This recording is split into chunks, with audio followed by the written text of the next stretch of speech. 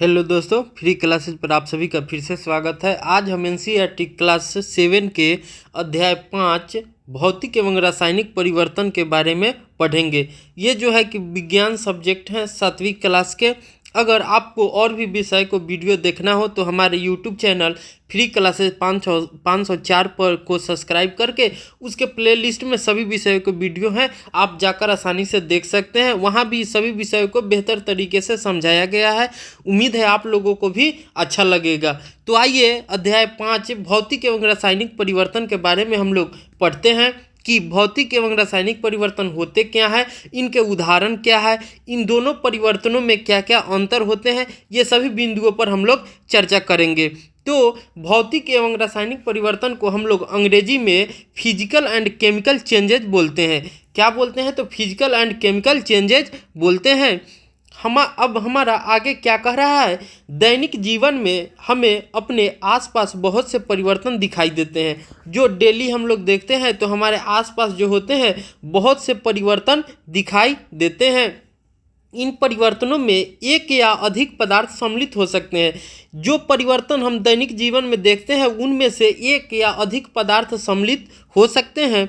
उदाहरण के लिए आपकी माताजी आपसे शीतल पेय बनाने के लिए पानी में शक्कर घोलने के लिए कहती हैं।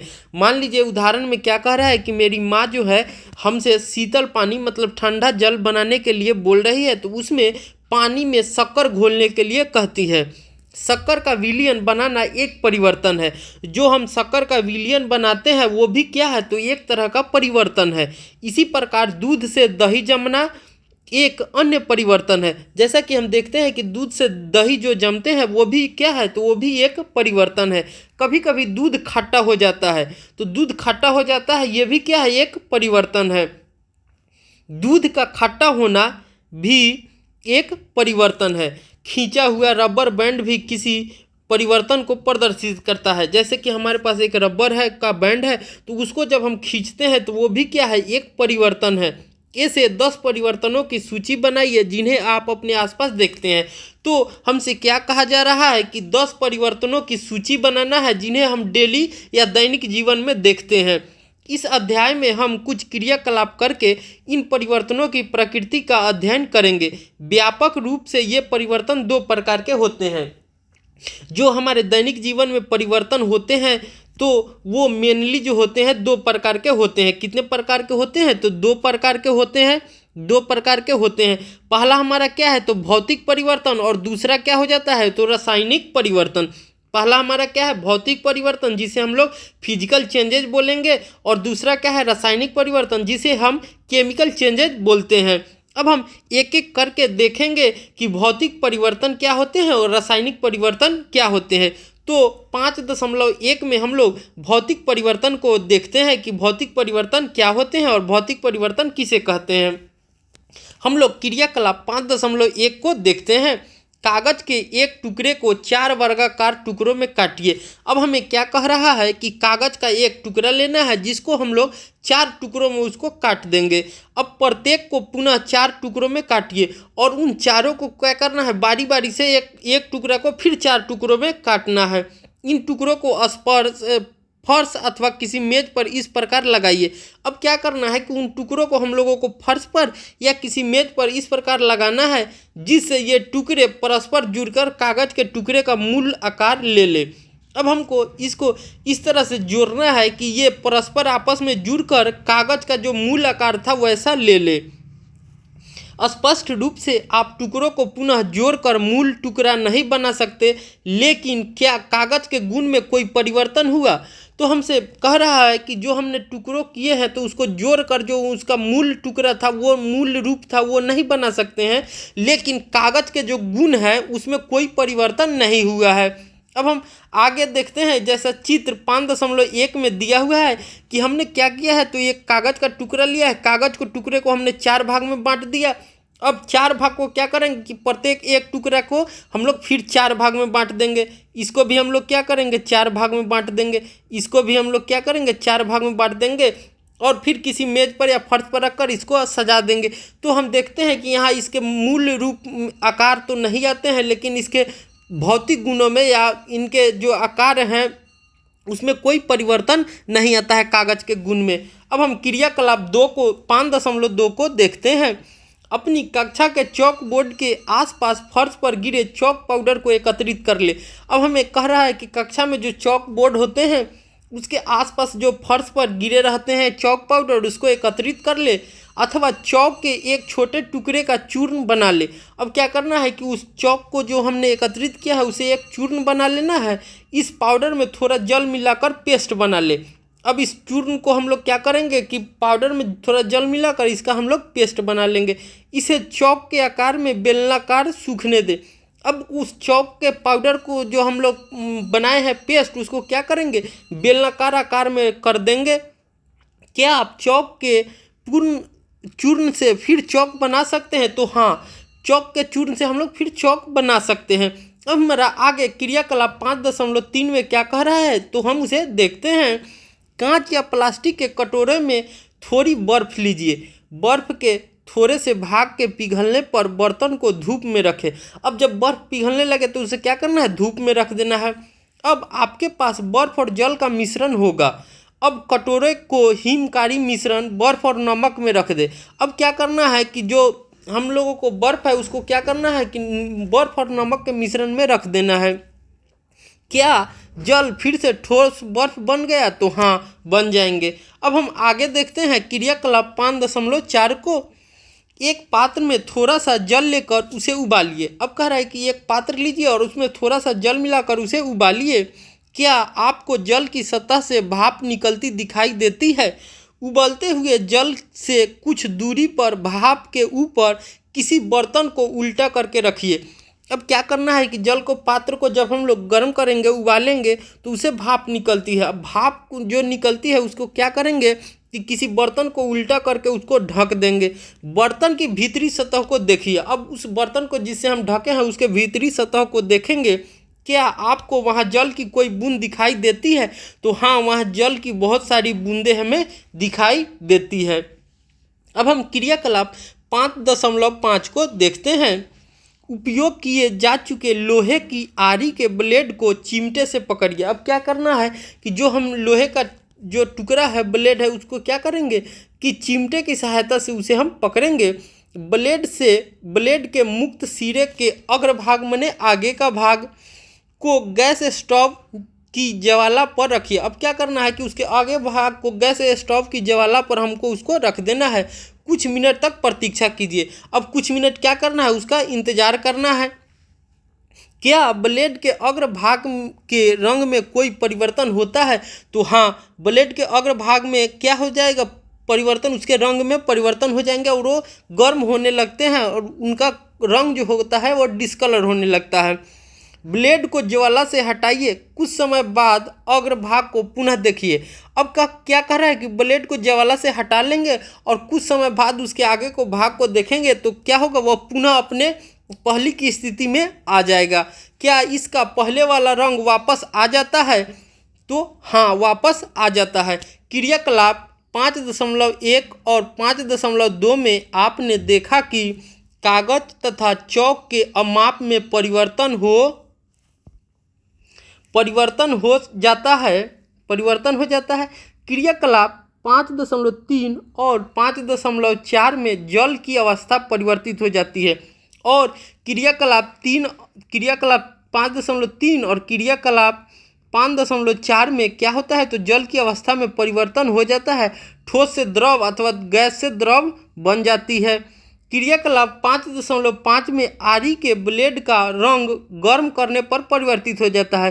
तो हमने क्रियाकलाप 5 में देखा था कि जब हमने ब्लेड को गर्म किया था तो क्या होता था, उसके रंग में परिवर्तन आ गया था और जब हमने उसे पुनः ज्वाला से हटा दिया तो वो पुनः अपने रंग में आ गया। पदार्थ के आकार, अमाप, साइज, रंग और अवस्था जैसे गुण उसके भौतिक गुण कहलाते हैं।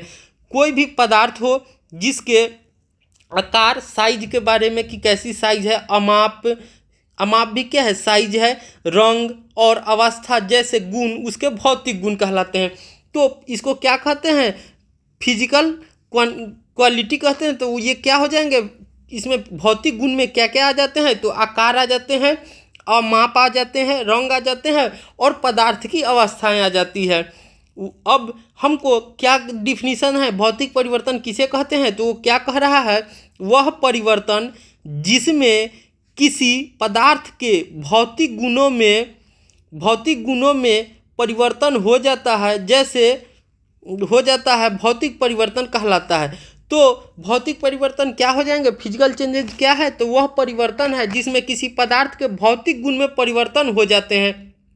अब यहाँ पर हमने देखा कि भौतिक गुण कौन कौन से हैं, तो हमने देखा था कि पदार्थ के आकार, अमाप, रंग और अवस्थाएं जो है क्या है, ये सभी क्या है, भौतिक गुण हैं। ये कभी क्या है, भौतिक गुण है। तो भौतिक गुण में जो होंगे उनमें क्या हो जाते हैं, चेंजेज हो जाते हैं, परिवर्तन हो जाते हैं। तो ऐसे परिवर्तन को हम लोग क्या कहेंगे, भौतिक परिवर्तन कहते हैं। तो इसका एक और डिफिनीशन हम लोग दे सकते हैं कि वह परिवर्तन जिसमें किसी पदार्थ के आकार, अमाप, रंग और अवस्था के गुणों में परिवर्तन होता है, वो क्या कहलाता है, भौतिक परिवर्तन कहलाता है। भौतिक परिवर्तन सामान्यतः उत्क्रमणीय होता है। जो भौतिक परिवर्तन होते हैं वो उत्क्रमणीय होते हैं। जैसा कि यहाँ उत्क्रमणीय का मतलब हम लोग समझ सकते हैं कि मान लीजिए कि हमारे पास कोई पदार्थ है, मान लीजिए जल है। तो जल को जब हम लोग गर्म किए तो क्या बन गया, वाष्प बन गया। क्या बन जाता है, वाष्प बन जाता है। जब हम वाष्प को क्या करेंगे, ठंडा करेंगे, तो यह पुनः क्या बन जाएगा, जल बन जाएगा, ठंडा करने पर, और ऊपर क्या हो जाएगा, गर्म करने पर। तो यही प्रक्रिया हमारा क्या कहलाता है, उत्क्रमणीय परिवर्तन कहलाता है, या उत्क्रमणीय क्रिया है। तो ऐसे परिवर्तन में कोई नया पदार्थ नहीं बनता है। जो भौतिक परिवर्तन होते हैं उनमें कोई नया पदार्थ नहीं बनता है। भौतिक परिवर्तन में कोई नया पदार्थ नहीं बनता है। अब हम दूसरे प्रकार के परिवर्तन पर विचार करते हैं। अब हम आगे देखते हैं, हमारा आगे क्या कह रहा है, 5.2 में रासायनिक परिवर्तन। इसको हम लोग अंग्रेजी में क्या बोले थे, तो केमिकल चेंजेज बोले थे। अब हम लोग रासायनिक परिवर्तन के बारे में देखते हैं। लोहे में जंग लगना एक ऐसा परिवर्तन है जिससे आप भली भांति परिचित है। लोहे में जंग लगना क्या है, एक तरह का परिवर्तन है। यदि आप लोहे के एक टुकड़े को कुछ दिनों के लिए खुले में छोड़ दे तो आप इस पर भूरे रंग के परत जम जाती है। जब हम लोहे को वायु में या खुले में छोड़ देते हैं तो उसमें भूरे रंग की परत जम जाती है। यही क्या कहलाती है, तो जंग लगना कहलाता है। यह पदार्थ जंग लगना कहलाता है और यह प्रक्रम जंग लगना कहलाता है। पार्क अथवा लॉन आदि के लोहे के दरवाजे अथवा बगीचे या पार्क आदि में रखी लोहे की बेंच और लोहे की लगभग कोई भी वस्तु जो खुले में रखी रहती है जंग लग जाती है। कोई भी लोहे की वस्तु जो खुले में रखा जाता है उसमें क्या होते हैं, तो जंग लग जाते हैं। जैसा कि हम 5.2 में चित्र में देख सकते हैं। यहाँ पर देखिए, ये लोहे की एक बर्तन है जिसमें ये खुले में रखने के कारण इसमें भूरे रंग की आ जाती है। यही क्रिया क्या कहलाती है, जंग कहलाती है। और ये प्रक्रम क्या कहलाते हैं, जंग लगना कहलाते हैं। जैसा कि हम लोग देख सकते हैं और भी तरह के लोहे के सामान है जो लोहे से बनी हुई है। अब हम आगे देखते हैं कि घर में रखी कुल्हाड़ी, हथौड़ा आदि को वायु में कुछ दिनों तक खुला रख देने पर उनमें जंग लग जाती है। अगर हम लोग कुल्हाड़ी, हथौड़ा ये सभी चीज़ों को भी अगर वायु में रख देते हैं तो उनमें भी जंग लग जाती है। रसोई में लोहे का गीला तवा कुछ समय तक खुला छोड़ देने पर उसमें जंग लग जाती है। रसोई में भी जो खुला तवा होते हैं उसे अगर हम गीला छोड़ दें तो क्या हो जाता है, उनमें भी जंग लग जाती है। जंग लोहा नहीं है। जंग जो है कि वो लोहा नहीं है, जंग उस पदार्थ से भिन्न है। जंग जो होते हैं वो लोहा से क्या होती है, भिन्न होती है, जिस पर यह लगती है। आइए हम कुछ ऐसे और परिवर्तन पर विचार करें जिनमें नए पदार्थ निर्मित होते हैं। अब हम क्रियाकलाप 5.6 को देखते हैं।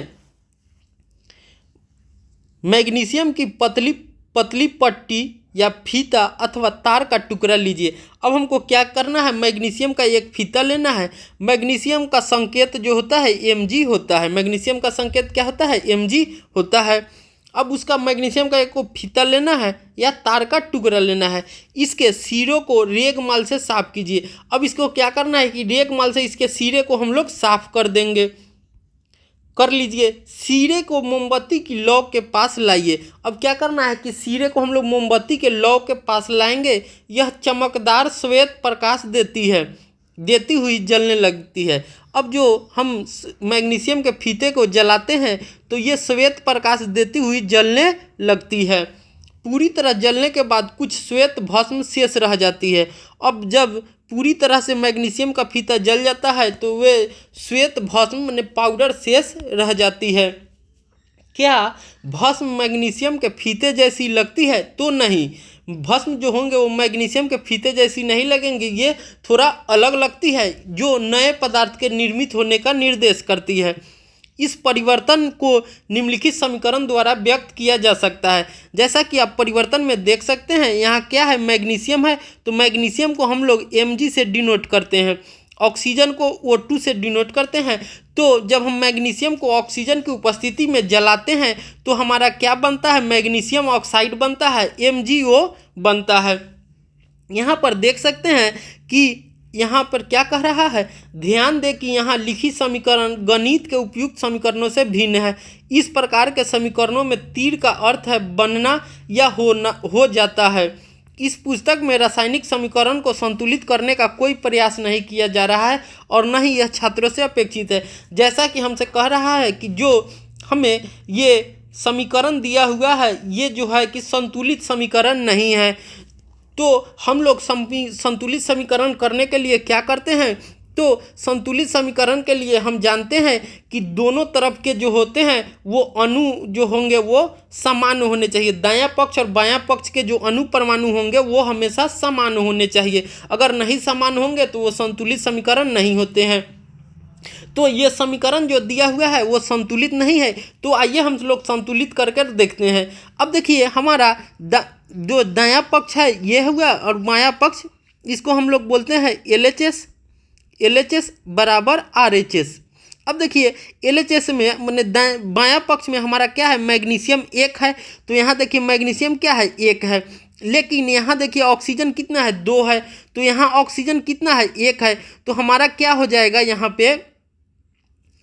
पे क्या हो जाएगा, जब हम करेंगे तो यहाँ देखिए Mg plus O2 arrow MgO। अब देखिए यहाँ पर मैग्नीशियम 1 है तो मैग्नीशियम यहाँ 1 है, ऑक्सीजन यहाँ 2 है लेकिन 1 है, तो यहाँ हम क्या करेंगे, 2 लगा देंगे। अब हमारा देखिए यहाँ ऑक्सीजन भी 2 हो गया, मैग्नीशियम 2 हो गया, लेकिन मैग्नीशियम यहाँ क्या है, 1 है, तो यहाँ क्या हो जाएगा, 2Mg। तो हमारा क्या हो जाएगा, ये हमारा संतुलित समीकरण हो गया। क्या हो जाएगा, संतुलित समीकरण हो जाएगा। ठीक है, उम्मीद है आप लोगों को बेहतर तरीके से समझ में आया होगा। अब हम आगे देखते हैं।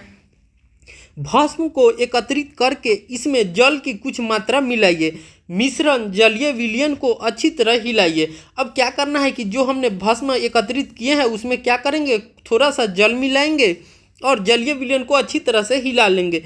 मिश्रण का लाल और नीले लिटमस पत्र से परीक्षण कीजिए। अब क्या करेंगे कि जो हमको मिश्रण है उसका क्या करना है, तो लिटमस पत्र पर परीक्षण करना है। क्या मिश्रण लाल लिटमस को नीला कर देता है, क्या मिश्रण नीले लिटमस को लाल कर देता है? इस परीक्षण के आधार पर आप जलीय विलयन को किस रूप में वर्गीकृत करेंगे, अम्लीय अथवा क्षारीय। भस्म को जल में घोलने पर यह नया पदार्थ बनाती है। इस परिवर्तन को निम्नलिखित समीकरण द्वारा लिखा जा सकता है। जैसा कि भस्म को में जब हम जल मिलाएंगे तो क्या एक नया पदार्थ बनता है। जैसे हमने भस्म को जब जलाया था तो हमारा क्या बना था, MgO बना था। अब देखिए MgO में हमारा नया पदार्थ क्या बना था, MgO बना था, MgO। अब जब हम MgO में जल मिलाए थे तो जल का सूत्र क्या होता है, H2O। अब H2O मिलाने से हमारा क्या बन जाएगा, तो MgOH2 क्या बन जाएगा, मैग्नीशियम हाइड्रोक्साइड बन जाएगा। क्या हमारा बन जाता है, मैग्नीशियम हाइड्रोक्साइड बन जाता है। अब मैग्नीशियम हाइड्रोक्साइड बन जाता है तो ये समीकरण संतुलित है या नहीं, इसकी जांच करते हैं। अब देखिए यहाँ मैग्नीशियम कितना है, 1 है, तो यहाँ भी मैग्नीशियम कितना है, 1 है। यहाँ देखिए ऑक्सीजन यहाँ 1 है, यहाँ 1 है, तो कितना होगा, 2 ऑक्सीजन, तो यहाँ भी 2 ऑक्सीजन है। यहाँ हाइड्रोजन 2 है तो यहाँ भी हाइड्रोजन 2 है। तो ये समीकरण क्या है, संतुलित समीकरण है।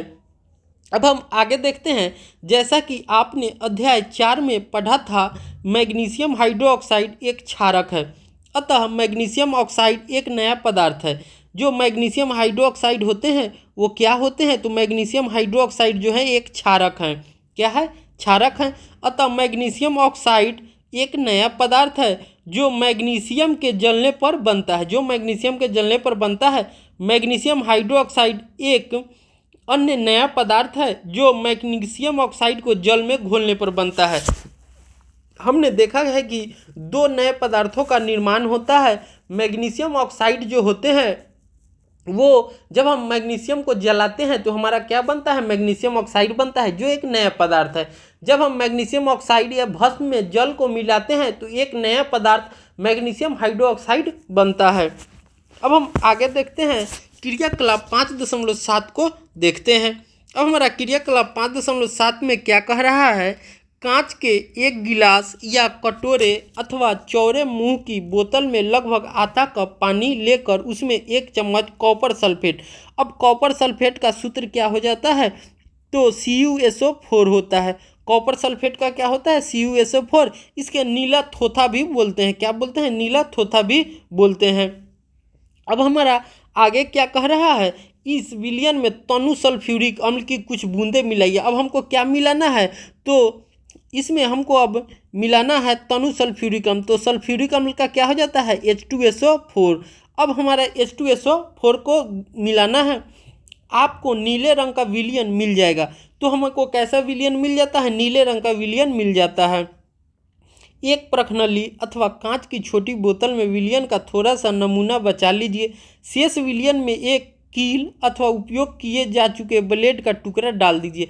अब क्या कह रहा है कि हमको नीला विलयन प्राप्त हुआ है उसमें एक कील या ब्लेड डाल दीजिए। लगभग आधे घंटे तक प्रतीक्षा कीजिए और आधा घंटा तक हमको इंतजार करना है, प्रतीक्षा करना है। अब विलयन के रंग को देखिए, इसकी तुलना अलग से बचाए गए नमूने वाले विलयन के रंग से कीजिए। अब इसकी तुलना जो है कि जो हमको विलयन में बचा है उससे हमको तुलना करना है। तो नीला जो हमको विलयन पहले मिला था वो अब किस रंग का हो जाता है? ब्लेड रखने से तो ये हरा रंग का हो जाता है। तो हरा रंग क्या है? तो हरा रंग जो होते हैं वो आयरन सल्फेट को दर्शाते हैं। अब क्या आपको विलयन के रंग में कोई परिवर्तन दिखाई देता है? तो हाँ, विलयन का रंग हरा हो जाता है। कील अथवा ब्लेड को बाहर निकाल लीजिए। क्या इसमें कोई परिवर्तन दिखाई देता है? आपको जो परिवर्तन दिखाई देते हैं वे कॉपर सल्फेट और लोहे के बीच अभिक्रिया के कारण होते हैं। ये जो हमको रंग में परिवर्तन दिखाई देते हैं ये किसके कारण होते हैं? तो ये कॉपर सल्फेट और लोहे के बीच जो अभिक्रिया होता है उसके कारण इसके रंग में होता है नीला से हरा हो जाता है। एक नए पदार्थ आयरन सल्फेट के बनने के कारण होता है। और ये क्यों होता है? तो एक नया पदार्थ आयरन सल्फेट बनता है। क्या बनता है? आयरन सल्फेट बनता है, FeSO4। क्या बनता है? FeSO4 बनता है। लोहे की कील पर भूरा निक्षेप कॉपर का और जो लोहे के कील होंगे या ब्लेड होंगे उस पर भूरा निक्षेप कॉपर का या तांबा का रह जाता है, परत के कारण होता है, जो एक अन्य नया पदार्थ है। हम इस अभिक्रिया को निम्न प्रकार से व्यक्त कर सकते हैं। इस अभिक्रिया को हम लोग निम्न प्रकार से व्यक्त कर सकते हैं जो नीचे दर्शाया गया है। जैसा कि आप देख सकते हैं, सब विलयन में हमने क्या लिया था? तो कॉपर सल्फेट लिया था। उस कॉपर सल्फेट का सूत्र क्या होता है? तो CuSO4 होता है। उसे नीला थोथा भी कहा जाता है। उसके बाद लोहा से ये अभिक्रिया करके आयरन सल्फेट बना देता है जो कैसा रहता है? हरा रंग का रहता है। और कॉपर का जो होते हैं वो भूरा निक्षेप से लोहे के कील पर जम जाती है। अब हम क्रियाकलाप 5.8 को देखते हैं। किसी प्रखनली में लगभग 1 चम्मच सिरका लीजिए। अब क्या करना है कि एक प्रखनली में लगभग 1 चम्मच हमको सिरका लेना है। सिरका क्या है? तो सिरका एक एसिड है। सिरका क्या है? एसिड है, जिसे हम लोग अम्ल बोलते हैं। क्या है? सिरका अम्ल है। इसमें चुटकी भर खाने का सोडा।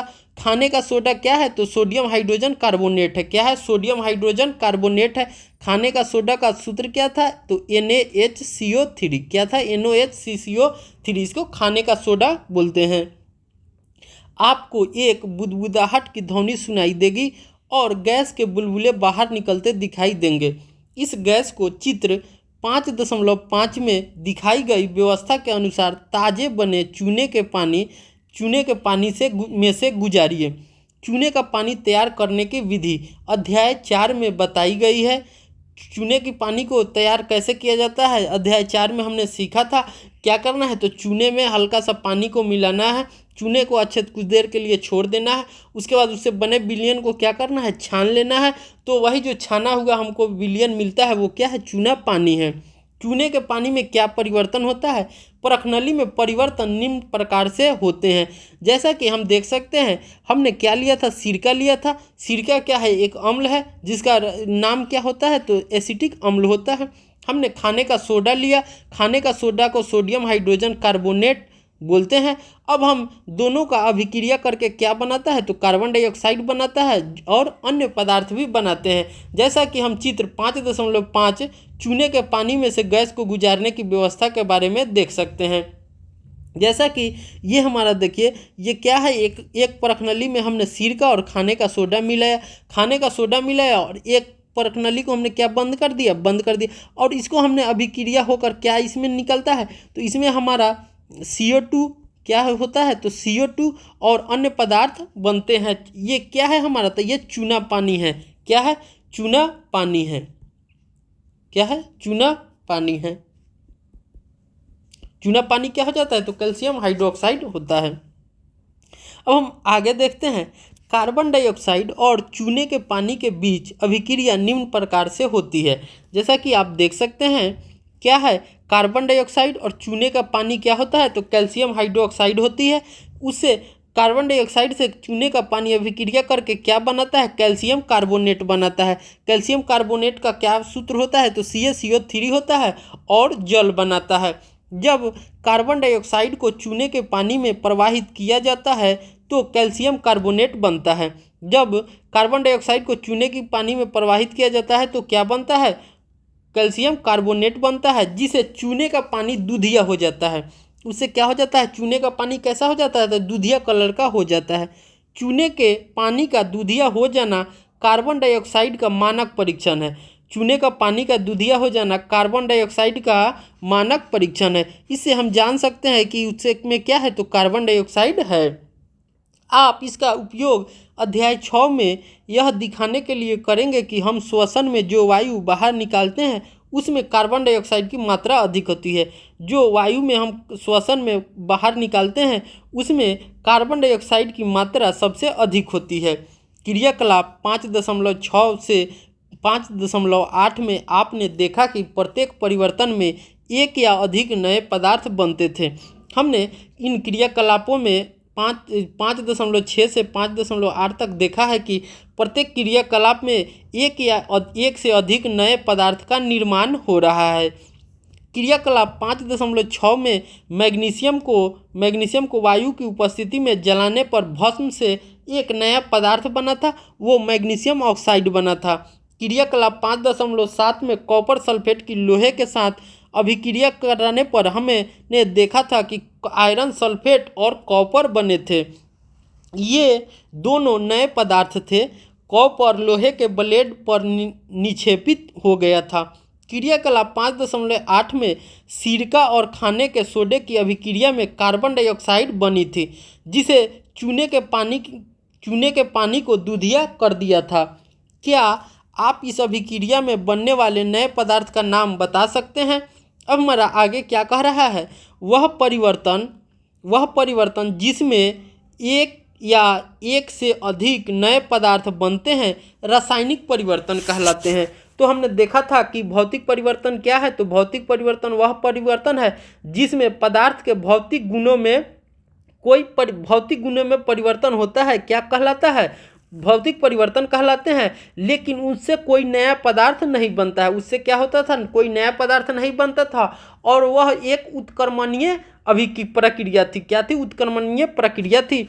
लेकिन रासायनिक अभिक्रिया जो होते हैं वह परिवर्तन है जिसमें एक अथवा एक से अधिक नए पदार्थ बनते हैं। उनमें रासायनिक गुणों में भी परिवर्तन हो जाता है, एक नए पदार्थ का निर्माण होता है। क्या कहलाता है, रासायनिक परिवर्तन कहलाता है। रासायनिक परिवर्तन को रासायनिक अभिक्रिया भी कहते हैं। जो रासायनिक परिवर्तन होते हैं केमिकल चेंजेस, उसको हम लोग केमिकल रिएक्शन भी कहते हैं। रासायनिक परिवर्तन हमारे जीवन में अत्यधिक महत्वपूर्ण है। जो रासायनिक परिवर्तन होते हैं हमारे जीवन में बहुत ही महत्वपूर्ण है, क्योंकि सभी नए पदार्थ जो बनते हैं वो रासायनिक परिवर्तन के परिणाम स्वरूप ही बनते हैं। जो भी हमारे जीवन में नए पदार्थ बनते हैं वो रासायनिक परिवर्तन के परिणाम स्वरूप ही बनते हैं। उदाहरण के लिए भोजन का पचना, फलों का पकना, अंगूरों का किण्वन आदि, ये सभी क्या हैं? तो ये सभी रासायनिक परिवर्तन के उदाहरण हैं। विभिन्न रासायनिक परिवर्तनों के कारण होता है। ये सभी जो होते हैं विभिन्न रासायनिक परिवर्तनों के कारण ही होते हैं। औषधि भी रासायनिक अभिक्रियाओं की श्रृंखला का परिणाम है। क्या होते हैं? तो जो औषधि हैं वो भी रासायनिक अभिक्रियाओं के परिणाम का ही अंत्यों उत्पाद होती है। उपयोगी नए पदार्थ जैसे प्लास्टिक और अपमार्जक को रासायनिक अभिक्रियाओं द्वारा ही बनाया जाता है। जैसा कि प्लास्टिक है और अपमार्जक होते हैं डिटर्जेंट, जिससे हम लोग कपड़े को धुलते हैं, वो भी क्या होते हैं? तो रासायनिक अभिक्रियाओं के द्वारा ही बनाए जाते हैं। वास्तव में प्रत्येक नए पदार्थ की खोज रासायनिक परिवर्तनों का अध्ययन करके ही की गई है। तो वास्तव में जो हम लोग नए पदार्थों का निर्माण को देखते हैं तो वो रासायनिक परिवर्तनों का अध्ययन करके ही किया गया है। हमने देखा कि रासायनिक परिवर्तन में एक या एक से अधिक नए पदार्थ निर्मित होते थे। हमने देखा है कि रासायनिक परिवर्तन में एक या एक से अधिक नए पदार्थ का निर्माण होता है। नए उत्पाद के अतिरिक्त रासायनिक परिवर्तनों में निम्न घटनाएं भी हो सकती है। नए उत्पादों के अलावा रासायनिक परिवर्तनों में निम्न घटनाएं भी हो सकती है। वो घटनाएं क्या क्या होती है? तो ऊष्मा, प्रकाश अथवा किसी अन्य प्रकार के विकिरण का निर्मुक्त होना। जैसे कि रासायनिक परिवर्तन होते हैं उसमें नए पदार्थ के निर्माण के साथ साथ उसमें ऊष्मा, प्रकाश अथवा किसी अन्य प्रकार के विकिरण निर्मुक्त हो सकते हैं अथवा उनका अवशोषित होना है। उसमें हम एक और हमारा बिंदु क्या आ जाता है? तो ध्वनि भी उत्पन्न हो सकते हैं। रासायनिक परिवर्तन में क्या हो जाएंगे? ध्वनि भी उत्पन्न हो सकते हैं। तीसरा हमारा क्या होता है? तो गंध में परिवर्तन होना अथवा किसी नई गंध का बनना। क्या हो सकता है रासायनिक परिवर्तन में? तो कोई गंध जो होते हैं, स्मेल हम लोगों को आते हैं, वो क्या हो सकते हैं? उसमें चेंजेज हो सकते हैं, बदल सकते हैं, या किसी नए गंध का बनना हो जाएगा। मैंने उस पदार्थ से हमको नए गंध आने लगेगी। रंग में परिवर्तन। उसके बाद हमारा अगला बिंदु क्या है? तो रासायनिक परिवर्तन के कारण जो होते हैं कि पदार्थ के रंगों में भी परिवर्तन हो जाते हैं। अब हमारा अगला बिंदु क्या है? कि किसी गैस का बनना। जैसे कि हमने देखा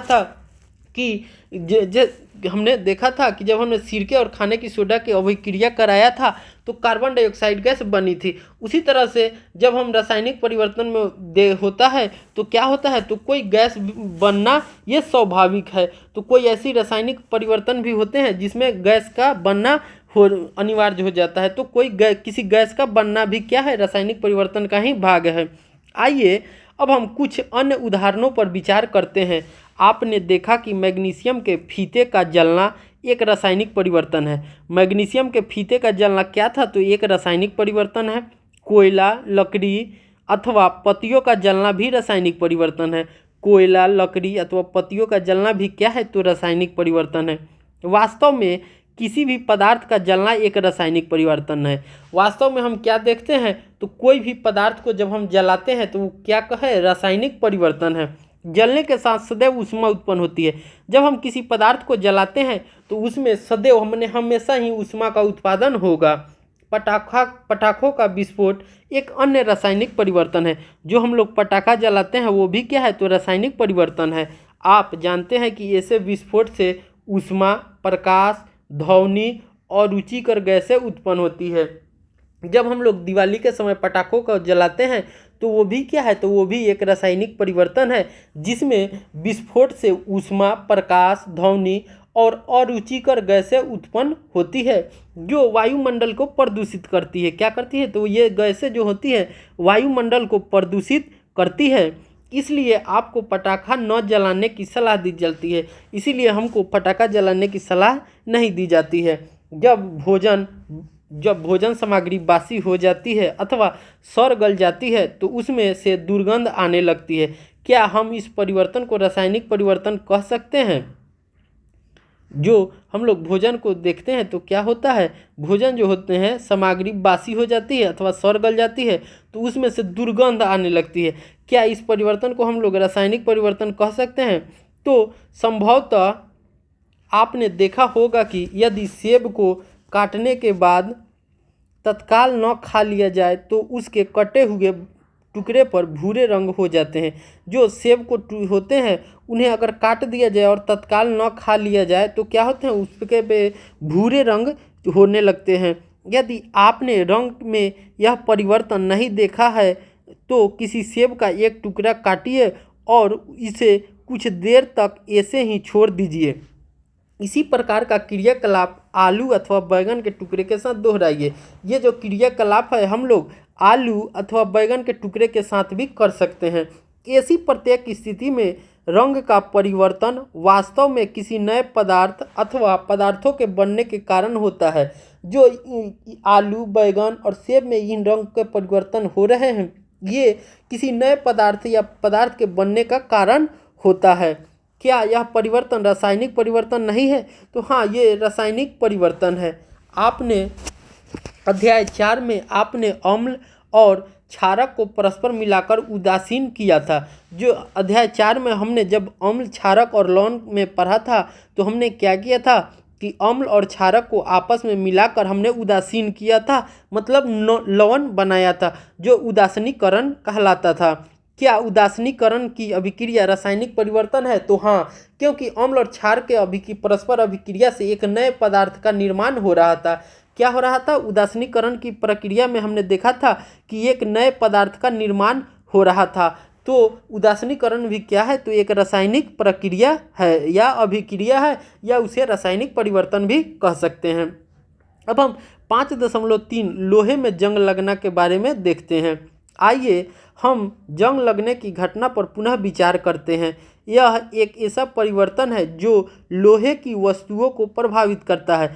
ये जो जंग लगना है वो एक ऐसा परिवर्तन है जो लोहे की वस्तुओं को प्रभावित करता है और धीरे धीरे उन्हें नष्ट कर देता है। चूँकि लोहे का उपयोग सेतु मतलब पुल, जहाज, कार, ट्रक आदि का ढांचा बनाने और अन्य कई वस्तुओं को बनाने के लिए किया जाता है।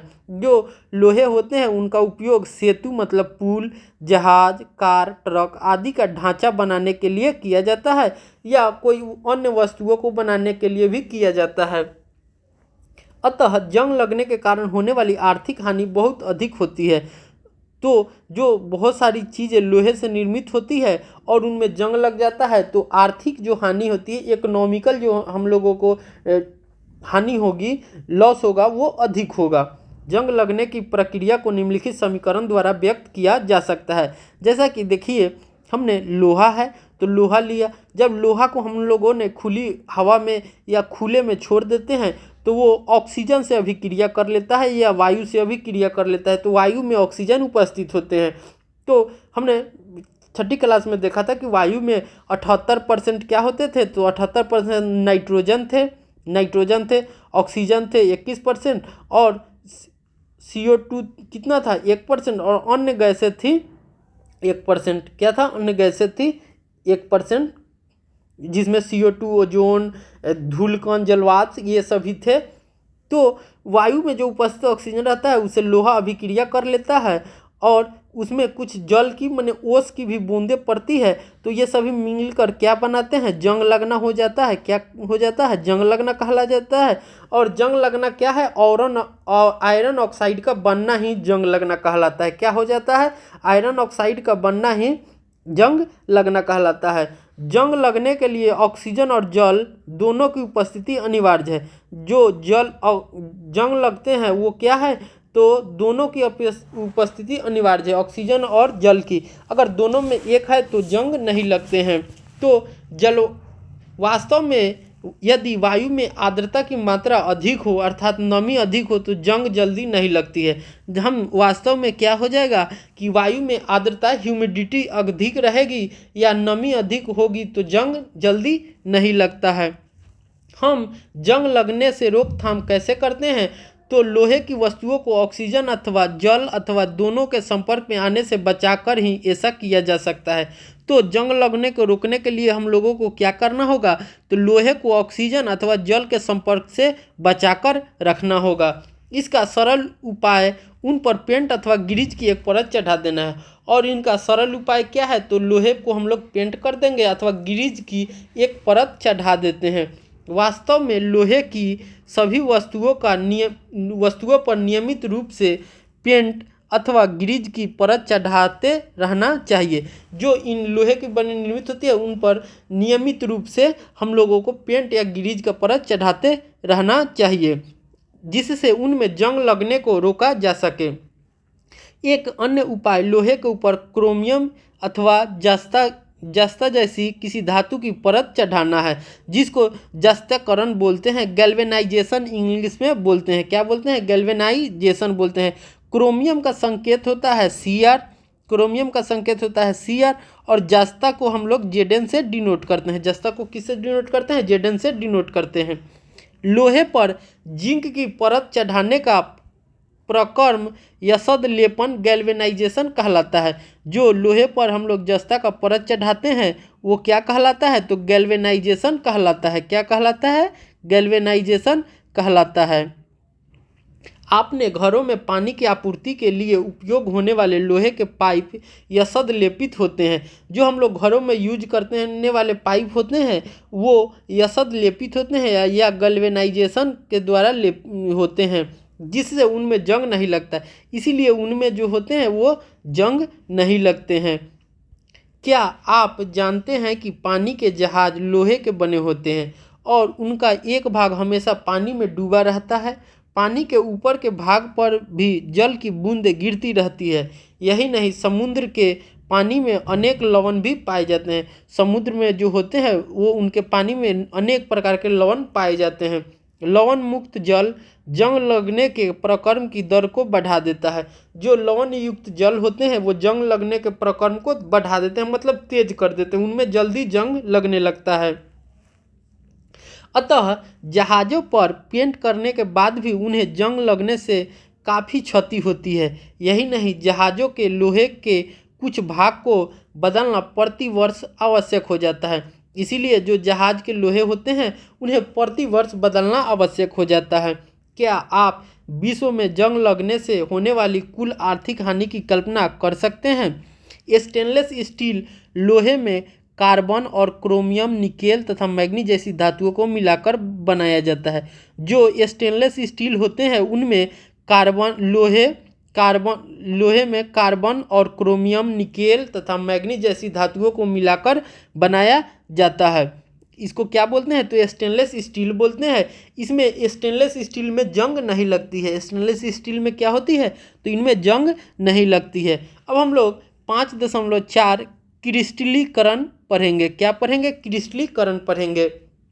आप कक्षा 6 में आपने पढ़ा था कि साधारण नमक लवण को समुद्र जल के वाष्पन द्वारा प्राप्त किया जा सकता है। हमने पिछले अध्याय में पढ़ा था कि जो साधारण नमक होते हैं समुद्र जल में को हम लोग वाष्पन करके उन्हें प्राप्त कर सकते हैं। जो साधारण नमक होगा उसको समुद्र जल को हम लोग वाष्पन करेंगे, माने गर्म करेंगे, तो उससे हमको साधारण नमक प्राप्त किया जा सकता है। इस प्रकार प्राप्त होने वाला नमक शुद्ध नहीं होता है। तो जो नमक होंगे इस तरह से वो हमें क्या होते हैं, तो शुद्ध नहीं होते हैं और उसके क्रिस्टलों के आकार को स्पष्ट रूप से नहीं देखा जा सकते और उनके जो क्रिस्टल होते हैं उन्हें स्पष्ट आकार में नहीं देखा जा सकता। तथापि किसी पदार्थ के शुद्ध क्रिस्टल उनके विलयन से प्राप्त किए जा सकते हैं। तो कोई भी पदार्थ हमको होते हैं उनके क्रिस्टल को उनके विलयन से ही प्राप्त किए जा सकते हैं। यही प्रक्रिया क्रिस्टलीकरण कहलाता है। ये प्रक्रिया क्या कहलाता है, तो क्रिस्टलीकरण कहलाता है। यह भौतिक परिवर्तन का एक उदाहरण है।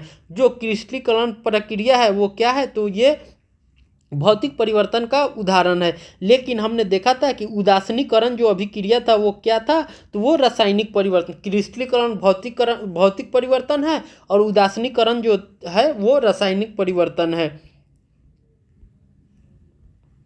किसी बीकर में लगभग 1 कप जल लीजिए और उसमें तनु सल्फ्यूरिक अम्ल की कुछ बूंदें मिलाइए। जल को गर्म कीजिए। जब जल उबलना आरंभ कर दे तो इसमें धीरे धीरे कॉपर सल्फेट का चूर्ण निरंतर मिलाते रहिए। जो कॉपर, इसमें क्या करना है कि जल जब उबलना आरंभ कर देगा तो उसमें हमें कॉपर सल्फेट का चूर्ण जो है हमेशा मिलाते रहेंगे। कॉपर सल्फेट का सूत्र क्या होता है? तो CuCuSO4। कॉपर सल्फेट का चूर्ण मिलाना तब तक जारी रखें जब तक कि उसमें और कॉपर सल्फेट घोलना असंभव न हो। जो कॉपर सल्फेट है उसको तब तक हम लोग मिलाते रहेंगे जब तक उसमें कॉपर सल्फेट को घोलना संभव न हो। विलयन को फिल्टर पेपर की सहायता से छान लीजिए। अब क्या करना है, उस विलयन को, सॉल्यूशन को हमको फिल्टर पेपर की सहायता से छान लेना है। इसे ठंडा होने दीजिए। अब इसे कुछ देर तक हम लोग ठंडा होने देंगे। जब विलयन ठंडा हो रहा हो तो उसे हिला डुला या अन्य किसी प्रकार न छेड़े। तो हम जो विलयन ठंडा हो रहा होगा उसे क्या करेंगे, तो उसे हिला डुलाएंगे नहीं या किसी भी प्रकार से उसे छेड़ेंगे नहीं, मतलब टच उच नहीं करना है। कुछ समय बाद विलयन को देखिए, क्या आपको कॉपर सल्फेट के क्रिस्टल दिखाई देते हैं? यदि नहीं तो कुछ और समय तक प्रतीक्षा कीजिए। आपने भौतिक और रासायनिक परिवर्तनों के बारे में पढ़ा। आपने आसपास दिखाई देने वाले परिवर्तनों को भौतिक अथवा रासायनिक परिवर्तनों के रूप में पहचानने का प्रयास कीजिए। जैसा कि चित्र 5.6 में हम देख सकते हैं कि ये कॉपर सल्फेट के क्रिस्टल्स हैं। तो जो ये सभी जो होते हैं छोटे छोटे हमको दिखाई देते हैं शेप में, वो क्या होते हैं? तो कॉपर सल्फेट के क्रिस्टल्स हैं। उम्मीद है आप लोगों को बेहतर तरीके से समझ में आया होगा। एक बार हम इसके सारांश को देख लेते हैं कि इस अध्याय में हमने क्या क्या देखा है। तो हमने देखा है कि जो परिवर्तन होते हैं, हमारे दैनिक जीवन में बहुत सारे परिवर्तन होते रहते हैं। उसमें से हमने देखा था कि जो परिवर्तन होते हैं वो मेनली 2 प्रकार के होते हैं। परिवर्तन जो मेनली होते हैं वो कितने प्रकार के होते हैं? तो 2 प्रकार के होते हैं। तो हमने जाना था कि एक जो होता है भौतिक परिवर्तन होते हैं। क्या होता है? भौतिक परिवर्तन होते हैं। और दूसरा हमने देखा था कि रासायनिक परिवर्तन होते हैं। तो परिवर्तन जो है कि 2 प्रकार के हैं, भौतिक परिवर्तन और रासायनिक परिवर्तन। आगे हमने देखा था कि भौतिक परिवर्तन में पदार्थ के भौतिक गुणों में कुछ परिवर्तन होते हैं। तो हमने भौतिक परिवर्तन में देखा था कि पदार्थ के भौतिक गुण बदलते हैं। क्या बदलते हैं? भौतिक गुण बदलते हैं। जैसे कि आकार, अमाप, अवस्था, ये सभी में चेंजिंग आती है। मतलब क्या होता है कि भौतिक परिवर्तन में पदार्थ के भौतिक गुण बदलते हैं। ये जो और भौतिक जो परिवर्तन होते हैं ये क्या होते हैं? तो ये एक उत्क्रमणीय प्रक्रिया हो सकती है। क्या होती है? तो ये एक उत्क्रमणीय परिवर्तन है। क्या है? परिवर्तन उत्क्रमणीय होता है। मतलब क्या होता है उत्क्रमणीय का? तो हमने देखा था कि मान लीजिए जब हम जल को गर्म करते हैं, जब हम गर्म करते हैं तो जल क्या हो जाता है? वाष्प बन जाता है।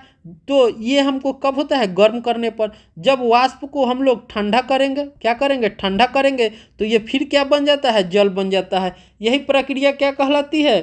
तो उत्क्रमणीय परिवर्तन कहलाता है। तो भौतिक परिवर्तन में पदार्थों के भौतिक गुणों में कुछ परिवर्तन होते हैं।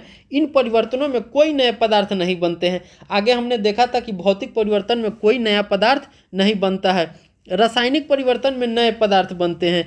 और आगे हमने देखा था कि रासायनिक परिवर्तन क्या होते हैं। तो रासायनिक परिवर्तन जो होते हैं कि वो उनके हमेशा रासायनिक परिवर्तन में एक नए पदार्थ का निर्माण हो रहा था। क्या हो रहा था? तो नए पदार्थ का निर्माण हो रहा था। जैसे कोई भी जो पदार्थ है, जैसे मान हमने देखा था क्रियाकलापों में कि जब हमने मैग्नीशियम के फीता को जलाया था तो क्या बना था? मैग्नीशियम ऑक्साइड बना था। जब हमने मैग्नीशियम ऑक्साइड को जल से अभिक्रिया कराया था तो मैग्नीशियम हाइड्रो ऑक्साइड बना था। तो हर अभिक्रिया में क्या हो रहा था? रासायनिक परिवर्तन में एक नए पदार्थ का निर्माण हो रहा था। तो रासायनिक परिवर्तन में नए पदार्थ का निर्माण होता है। तो इसमें गैस, ऊष्मा ये सभी भी निकल सकती है। ठीक है। उसके बाद हमने देखा था कि रासायनिक जो परिवर्तन होते हैं वो रासायनिक अभिक्रिया भी कहलाते हैं। रासायनिक परिवर्तन जो होते हैं वो रासायनिक अभिक्रिया भी कहलाते हैं। आगे हमने देखा था कि कुछ पदार्थों को क्रिस्टलीकरण के द्वारा उनके विलयनों से शुद्ध अवस्था में प्राप्त किया जा सकता है। हमने देखा था कि कुछ पदार्थ होते हैं उनको क्रिस्टलीकरण द्वारा हम लोग शुद्ध अवस्था में प्राप्त कर सकते हैं। जैसा कि हमने देखा था कि जब हम समुद्र को जल को गर्म करते हैं तो उससे हमें साधारण नमक प्राप्त हो सकती है, लेकिन वो शुद्ध अवस्था में नहीं रहती है, शुद्ध क्रिस्टल हमको दिखाई नहीं देते हैं। तो उसके विलयन में हमको हम लोग क्या करेंगे, उससे के विलयनों से हमको शुद्ध अवस्था में प्राप्त किया जा सकता है। तो इस तरह से हमारा अध्याय 5 भौतिक एवं रासायनिक परिवर्तन समाप्त हो गया। उम्मीद है आप लोगों को बेहतर तरीके से समझ में आया होगा। अगर फिर भी कोई कहीं आपको पॉइंट समझने में या बिंदु को समझने में दिक्कत हो रहा है या कोई चीज़ आप नहीं समझे हैं तो कमेंट सेक्शन में लिखिएगा, हम उसे फिर से बेहतर तरीके से आपको समझाएंगे। उम्मीद है आप लोगों अच्छे से होंगे। इसी तरह से पढ़ते रहिए और हमारे वीडियो को देखिए और चैनल को सब्सक्राइब कर दीजिएगा। मिलते हैं अगले वीडियो में, तब तक के लिए बाय।